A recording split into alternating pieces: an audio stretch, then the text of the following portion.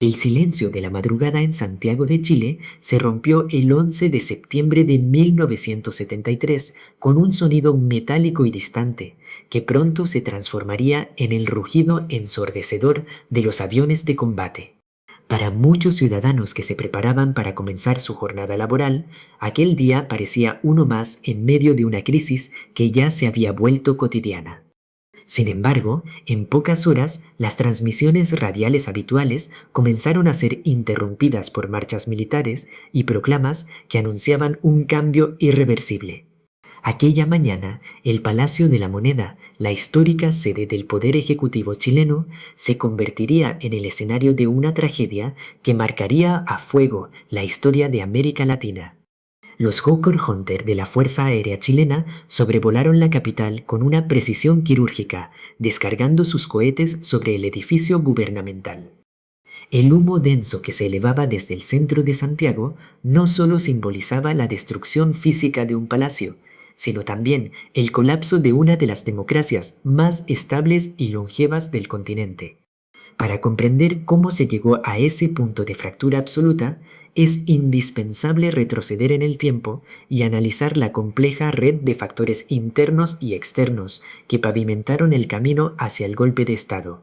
Chile no era una nación propensa a los cuartelazos que caracterizaban a otras repúblicas de la región durante el siglo XX. Al contrario, el país se enorgullecía de su sólida tradición institucional, de un sistema de partidos maduro y de unas fuerzas armadas que se autodefinían como profesionales, obedientes al poder civil y ajenas a la deliberación política. Esta singularidad chilena hacía que el experimento que comenzó en 1970 fuera observado con asombro y expectación por todo el planeta. En las elecciones presidenciales de ese año, Salvador Allende, un médico cirujano y político de larga trayectoria socialista, se alzó con la victoria al frente de la Unidad Popular, una coalición que agrupaba a socialistas, comunistas, radicales y otras fuerzas de izquierda. Allende no había obtenido la mayoría absoluta de los votos, sino un estrecho 36%, superando por un margen muy pequeño al candidato de la derecha conservadora y dejando en tercer lugar al representante de la democracia cristiana. De acuerdo con las normas constitucionales de la época, al no haber mayoría absoluta, correspondía al Congreso Pleno ratificar al ganador. Tras intensas negociaciones y la firma de un estatuto de garantías democráticas exigido por la democracia cristiana para asegurar el respeto a la libertad de prensa, el pluralismo y la autonomía de las Fuerzas Armadas, Allende fue proclamado presidente. El proyecto de la Unidad Popular era sumamente ambicioso y se conoció históricamente como la vía chilena al socialismo, un intento inédito de transitar hacia un Estado socialista no a través de las armas o de una revolución violenta, sino utilizando las propias herramientas de la democracia liberal burguesa. Allende solía describir este camino con una metáfora muy propia de la identidad nacional, afirmando que su revolución sería con sabor a empanadas y vino tinto. El programa de gobierno contemplaba la nacionalización de las grandes riquezas básicas, especialmente la gran minería del cobre, que estaba en manos de corporaciones estadounidenses, la profundización de la reforma agraria iniciada por el gobierno anterior y la creación de un área de propiedad social que controlaría las industrias estratégicas del país. Durante el primer año de mandato, la vía chilena pareció dar resultados espectaculares. El gobierno implementó una política de redistribución de ingresos mediante el aumento de salarios, el congelamiento de precios y una fuerte inversión en gasto social. El consumo interno se disparó, el Producto Interno Bruto creció a tasas récord y el desempleo cayó a mínimos históricos. En las elecciones municipales de 1971, la Unidad Popular vio respaldada su gestión con un notable incremento en el apoyo electoral. Sin embargo, detrás de este optimismo inicial se gestaban tensiones profundas que pronto amenazarían con desestabilizar todo el sistema. La rápida expansión monetaria destinada a financiar los programas sociales y el control artificial de precios comenzaron a generar desequilibrios macroeconómicos severos. A medida que avanzaba 1972, la inflación empezó a desbocarse, erosionando el poder adquisitivo que los trabajadores habían ganado recientemente. El desabastecimiento de productos básicos de consumo, desde alimentos hasta repuestos de maquinaria, se convirtió en una constante. Los ciudadanos se vieron obligados a realizar largas filas para conseguir productos esenciales y surgió un floreciente mercado negro que encarecía aún más la vida cotidiana. El gobierno intentó mitigar la situación creando las juntas de abastecimiento y control de precios, organizaciones comunitarias encargadas de distribuir canastas familiares de alimentos. Pero esta medida fue interpretada por la oposición como un mecanismo de control social y racionamiento de corte totalitario.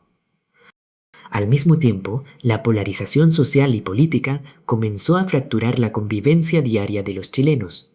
La sociedad se dividió de manera tajante en dos bloques irreconciliables. Por un lado, los partidarios del gobierno, que veían en el proceso una oportunidad histórica de justicia social y dignificación de las clases trabajadoras, y que exigían acelerar las reformas bajo la consigna de avanzar sin transar.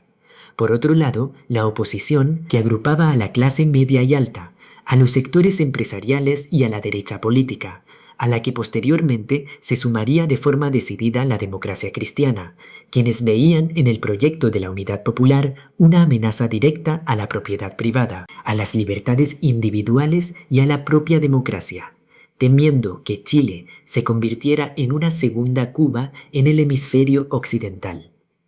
Este clima de confrontación interna no se desarrollaba en el vacío. La Guerra Fría estaba en uno de sus puntos más álgidos y América Latina era un tablero de ajedrez geopolítico crucial para las superpotencias. Desde el momento mismo de la elección de Allende, el gobierno de los Estados Unidos, presidido por Richard Nixon y bajo la dirección estratégica de su consejero de Seguridad Nacional, Henry Kissinger, vio la llegada de un socialista marxista al poder por la vía democrática como un precedente sumamente peligroso para su hegemonía en la región. Documentos desclasificados de la administración estadounidense revelarían años más tarde que la instrucción inicial de Nixon fue clara y directa: hacer que la economía chilena gritara.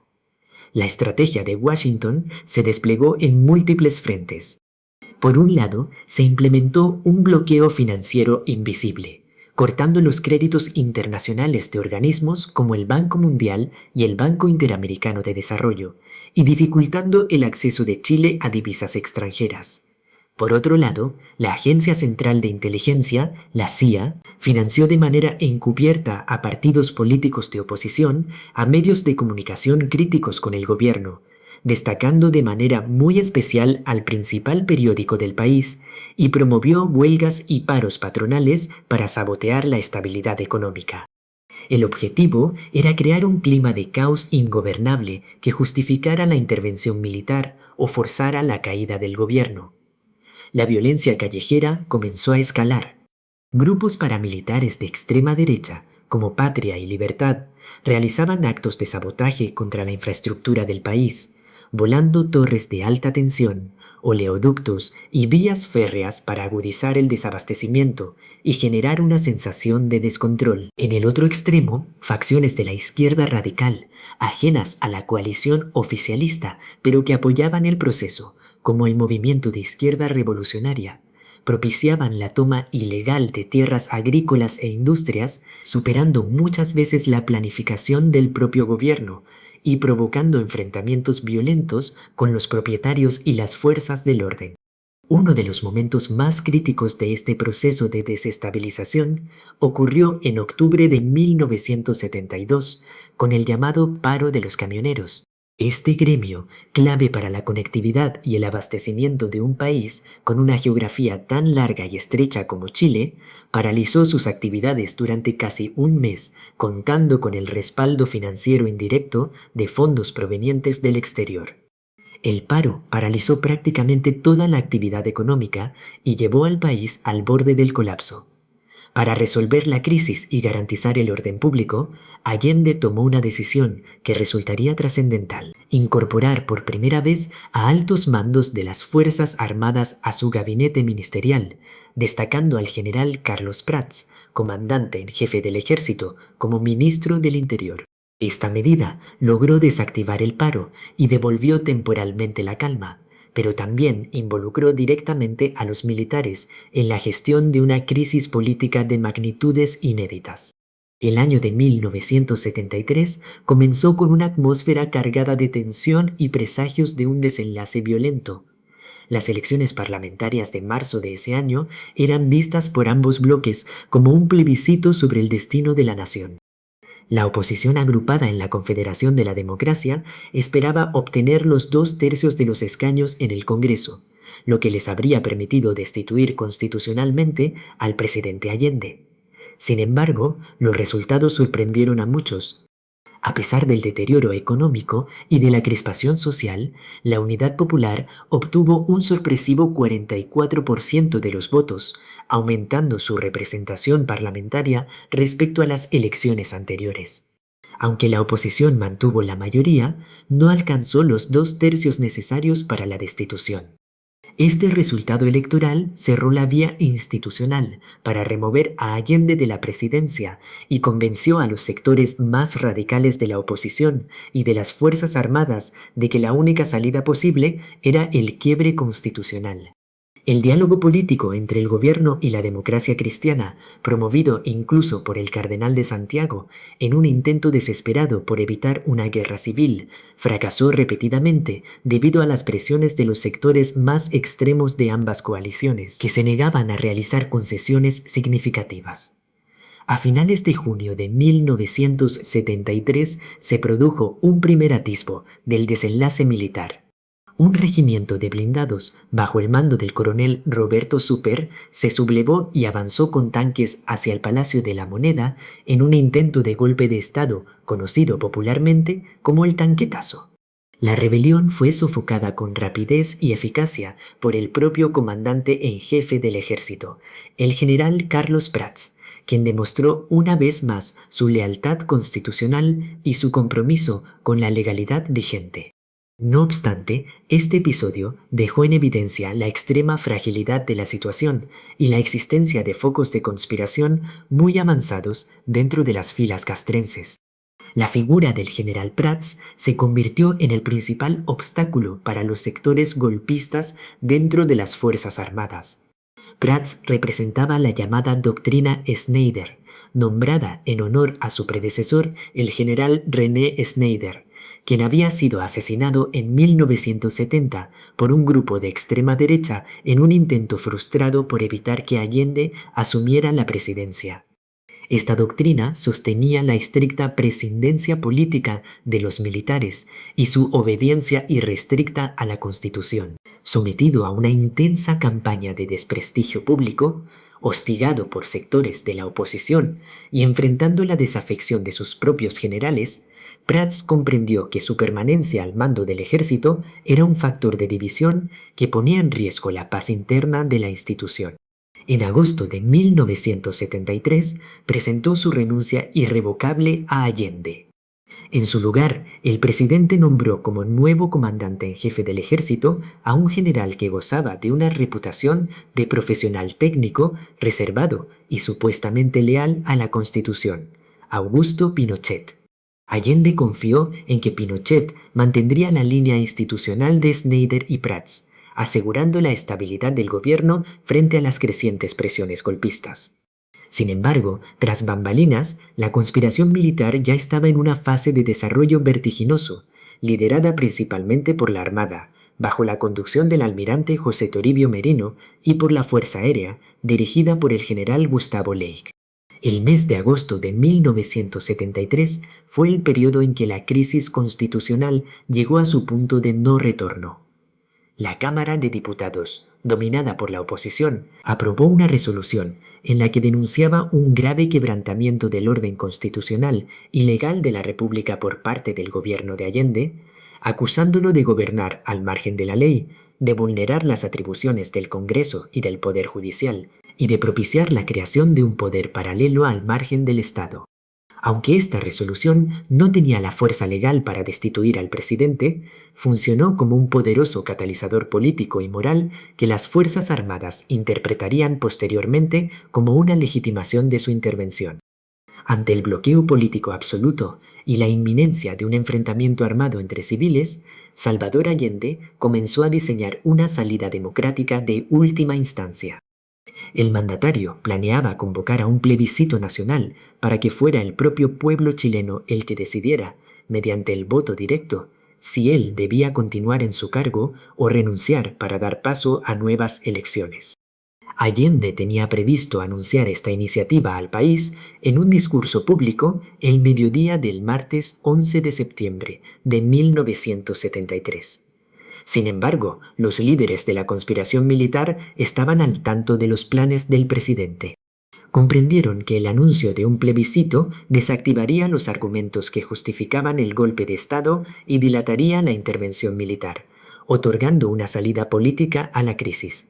Por esta razón, decidieron acelerar los planes y fijaron la fecha del pronunciamiento militar para la madrugada del mismo 11 de septiembre, adelantándose a cualquier anuncio del Ejecutivo. El general Augusto Pinochet, que había mantenido una postura ambigua y cautelosa hasta el último momento, se sumó formalmente a la conspiración apenas unos días antes, el 9 de septiembre, asegurando el control total del ejército para la ejecución del plan. Aquel martes 11 de septiembre amaneció con una extraña calma en la costa de Valparaíso.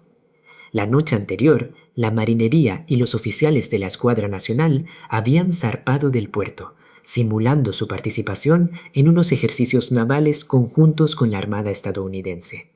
Sin embargo, en las primeras horas de la madrugada, los barcos regresaron al puerto y las tropas de infantería de marina desembarcaron rápidamente, tomando el control absoluto de la ciudad de Valparaíso, cortando las comunicaciones con la capital y deteniendo a las autoridades civiles locales.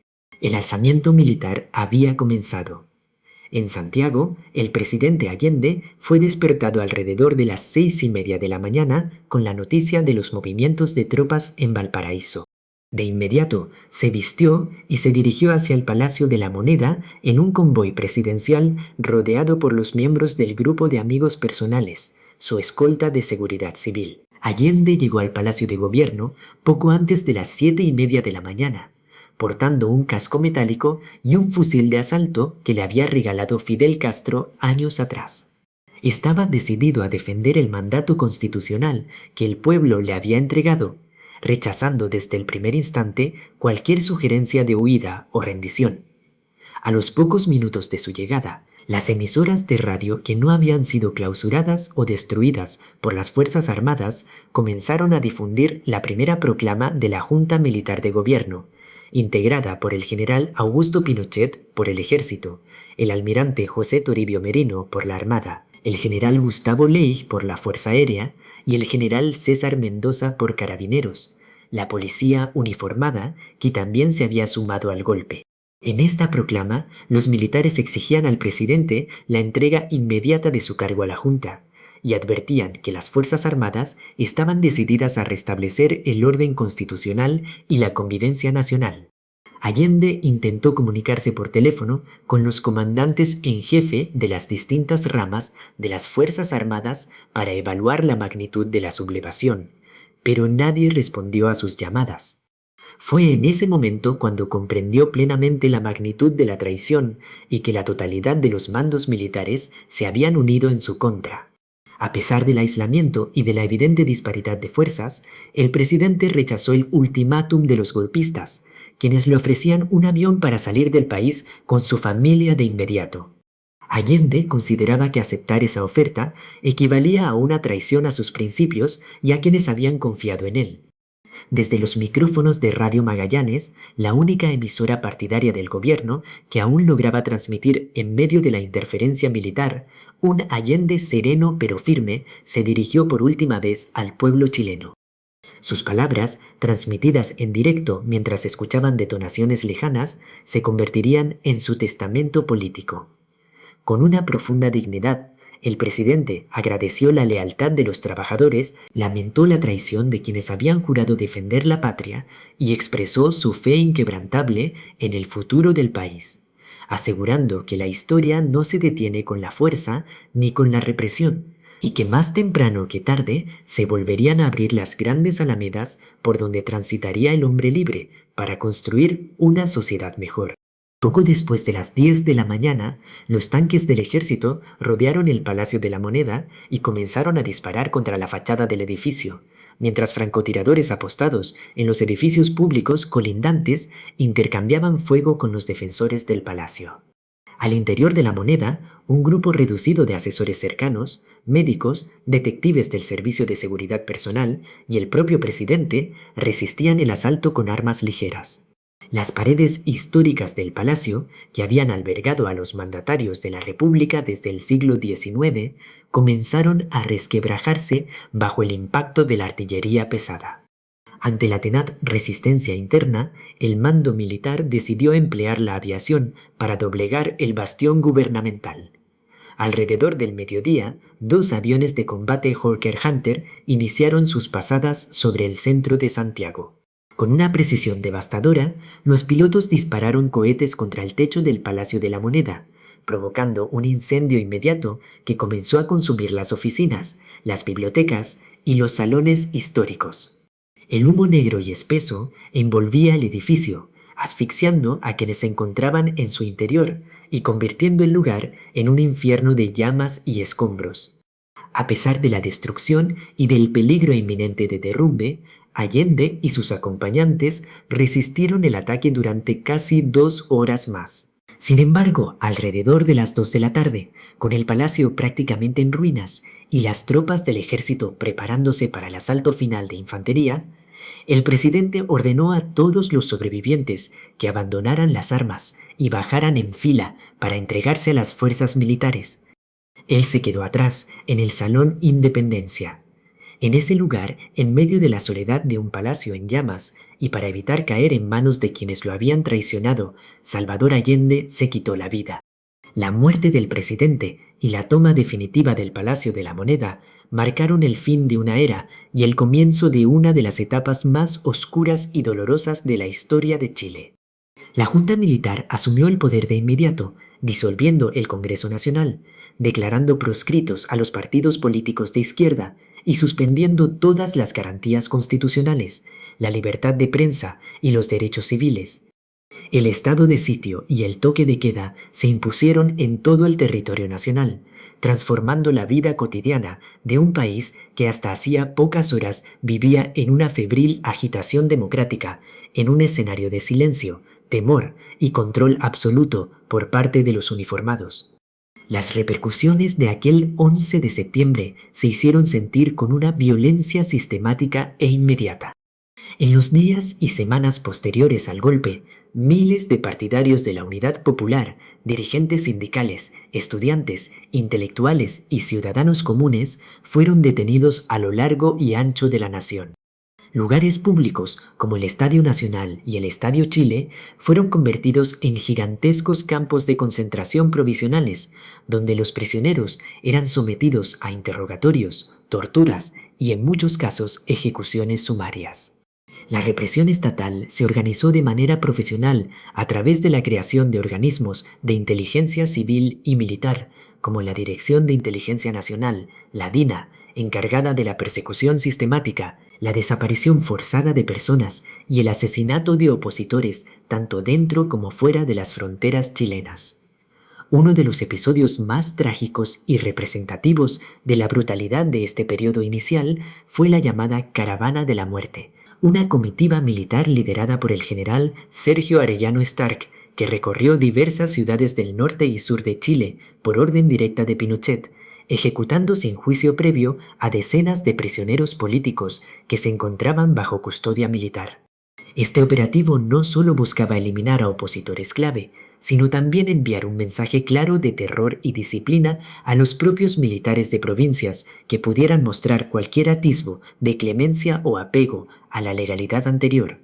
Con el paso de los meses, la Junta Militar, que inicialmente se había planteado como un gobierno colegiado de carácter transitorio para restaurar la institucionalidad perdida, comenzó a consolidarse como un régimen personalista bajo la figura omnímoda de Augusto Pinochet, quien asumió el título de jefe supremo de la nación y, posteriormente, el de presidente de la República.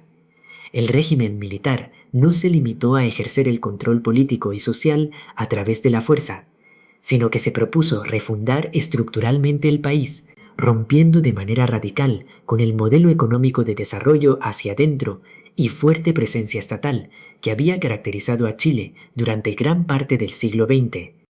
Para llevar a cabo esta profunda transformación económica, la dictadura entregó la conducción económica a un grupo de jóvenes economistas chilenos formados en la Universidad de Chicago bajo la tutela de teóricos del libre mercado como Milton Friedman. Este grupo, conocido históricamente como los Chicago Boys, implementó un drástico programa de reformas neoliberales de shock. Se privatizaron cientos de empresas estatales que habían sido nacionalizadas o intervenidas durante el gobierno de Allende. Se desmantelaron los controles de precios, se redujeron drásticamente los aranceles a las importaciones para abrir la economía al comercio internacional y se recortó de manera profunda el gasto público, especialmente en áreas sociales como salud, educación y vivienda. Este modelo del libre mercado radical generó un profundo debate que se extiende hasta nuestros días.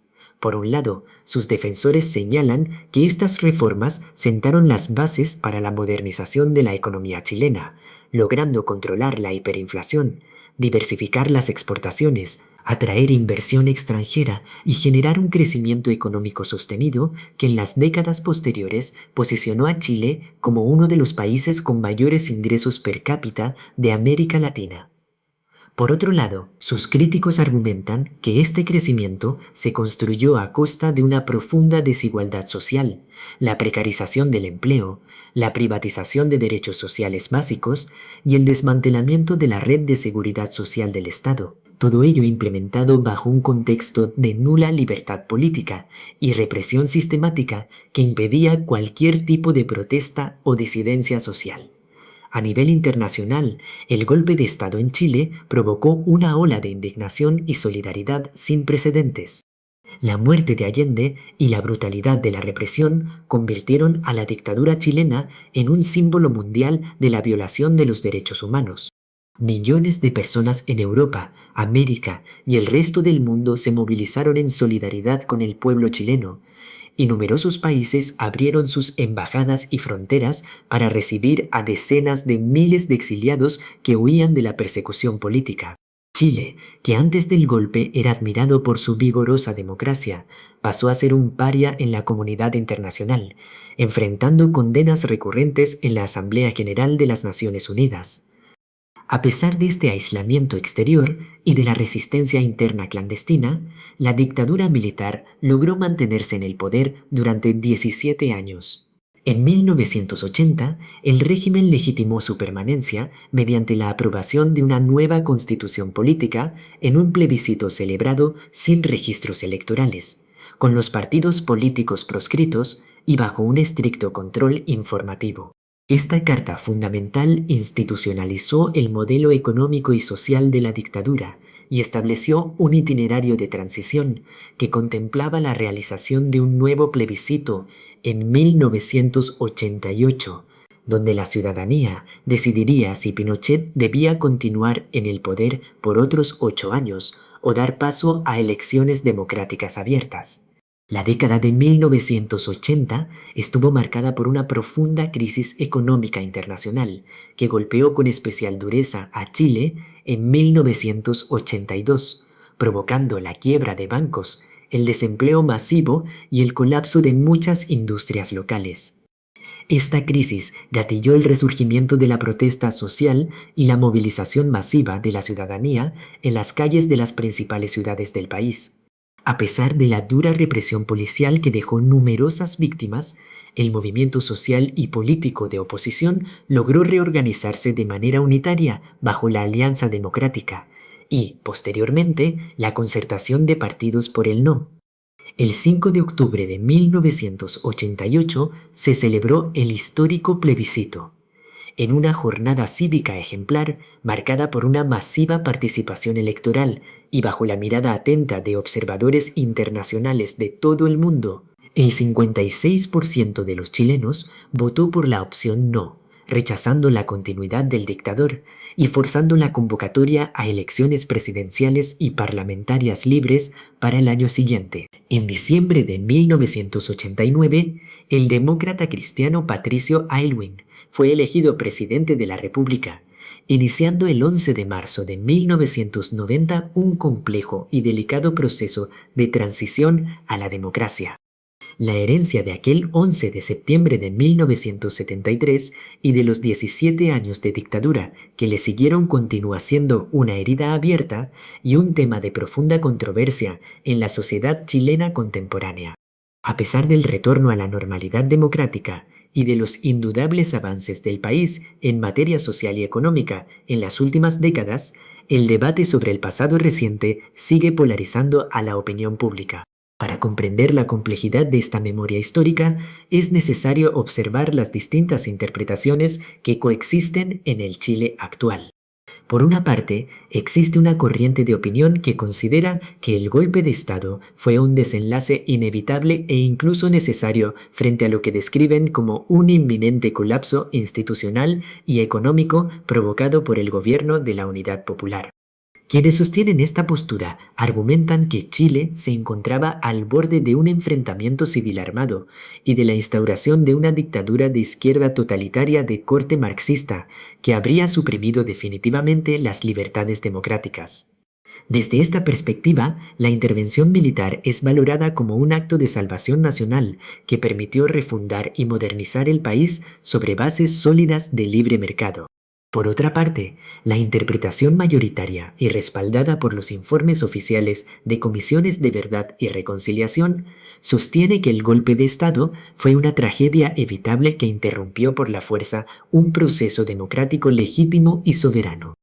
Los defensores de esta visión enfatizan que ninguna crisis política, económica o social justifica el quiebre de la democracia, el bombardeo del Palacio Presidencial, la traición a los juramentos constitucionales por parte de las Fuerzas Armadas, y mucho menos la posterior violación sistemática, masiva e institucionalizada de los derechos humanos. Para este sector de la sociedad, el legado de la dictadura sigue representando una dolorosa realidad marcada por la impunidad parcial, la falta de justicia completa para las familias de los detenidos desaparecidos y la persistencia de una profunda desigualdad estructural consagrada en la Constitución heredada de ese periodo.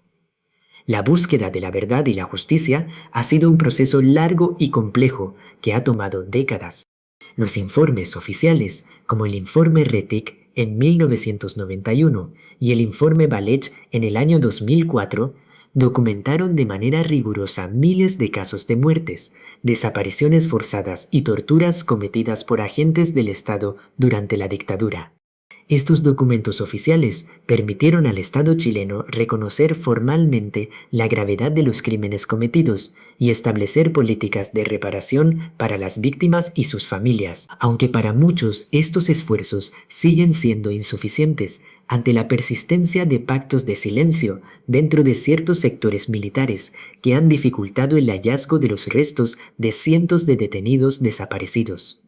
El propio general Augusto Pinochet, tras entregar el poder en 1990, continuó ejerciendo como comandante en jefe del ejército hasta 1998 y posteriormente asumió como senador vitalicio amparado por las normas de la Constitución que él mismo había diseñado. Su detención en Londres en octubre de 1998, bajo una orden de arresto internacional emitida por el juez español Baltasar Garzón por crímenes de lesa humanidad, marcó un hito histórico en la aplicación de la justicia universal.